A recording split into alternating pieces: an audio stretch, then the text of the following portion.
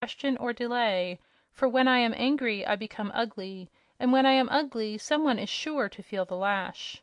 Do you understand me?" Inga bowed but made no answer. Then she turned to Rinkitink and said, "As for you, I cannot decide how to make you useful to me, as you are altogether too fat and awkward to work in the fields.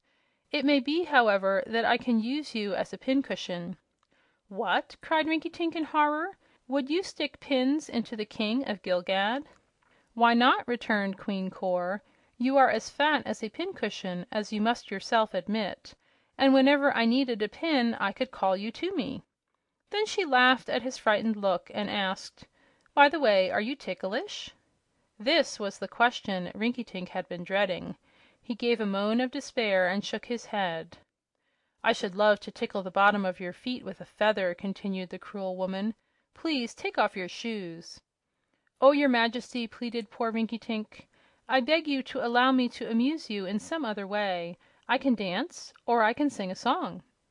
"Well," she answered, shaking with laughter, "you may sing a song, if it be a merry one. But you do not seem in a merry mood."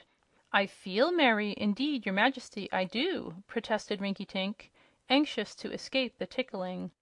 But even as he professed to "feel merry," his round, red face wore an expression of horror and anxiety that was really comical.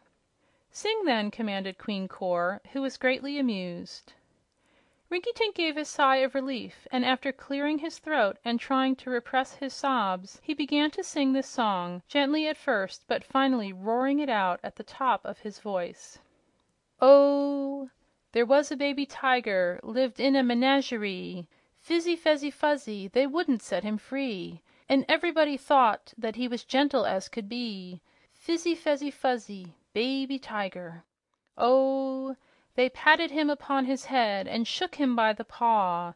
Fizzy, fezzy, fuzzy, he had a bone to gnaw, but soon he grew the biggest tiger that you ever saw. Fizzy, fezzy, fuzzy, what a tiger! Oh, one day they came to pet the brute, and he began to fight.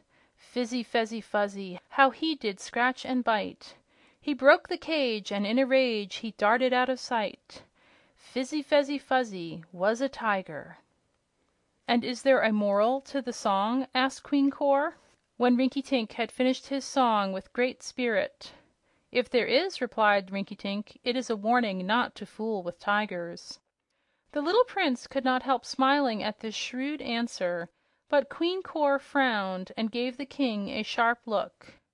"Oh," said she, "I think I know the difference between a tiger and a lapdog, but I'll bear the warning in mind just the same." For, after all her success in capturing them, she was a little afraid of these people who had once displayed such extraordinary powers. End of chapter 10.